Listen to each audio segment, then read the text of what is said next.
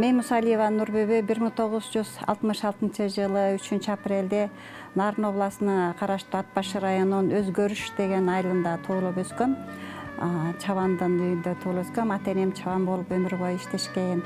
Ошол чабандын кызы болгон үчүн ошол тоолордо, көктөрөгөн асмандарда койлорду кайтарып, чөптү аралап, гүлдөрдү аралап жүрүп эле ошо ырдагы кошо баягы жан дүйнөмдү аралап ыр менен чоңойдум.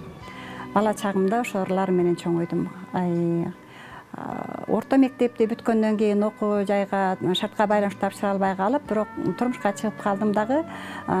Турмушка чыккан жерим дагы баягы ыр ишкоздар адамдар экен. Ат башы районунун айылдык аймактарында ыр кеселеринде катышып жүрдүм, ырдап жүрдүм, бийлеп жүрдүм, ар түрдүү улуттардын бээни ырдап, ырларын ырдап жүрдүм. Анан баягы турмушка байланыштуу үй жай бүткөндөн кийин баягы үй бүлөгө жараша ырларым токтоп калды эле.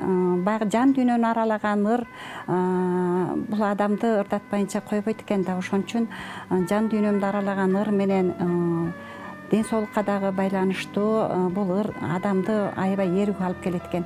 Ошо менен ыр чөйрөсүнө аралашып бул ырды калтырбаш үчүн мен ырдайын деген максатыма жеттим деп ойлойм да. Себеп дегенде аймак ишкоздоруна Кайрат, Кыргыз Кайрат чакырды эле. Ошо чакыруусунун себеби менен ага катышып калып, ал долбоордон биринчи орунду алып, Жети Өз районуна жиберилдим эле.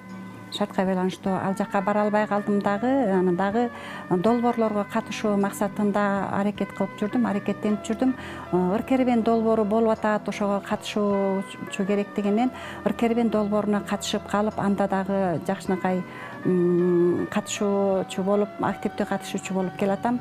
Ушул талант деген адамдын өмүрү менен кошо, жүрөгү менен кошо кетет экен. Канчалык жашыбыз өтсө дагы баары бир ошол ыр жан дүйнөнү аралап, адамдардын жакшылыктарында, туугандарыбыздын жакшылыктарында көркүн ачып ырдап берүүгө, кызмат кылууга мен даярмын.